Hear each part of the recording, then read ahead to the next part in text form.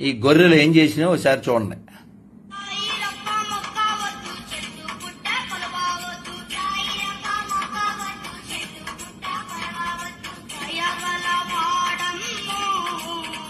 మా 2 చెక్కల వాడమ్మో, ముక్కలు అస్సలు వద్దు, 3 మేకులు వద్దే వద్దు, పాపిష్టి దేవుడమ్మా, వాడు పాపుల దేవుడమ్మా.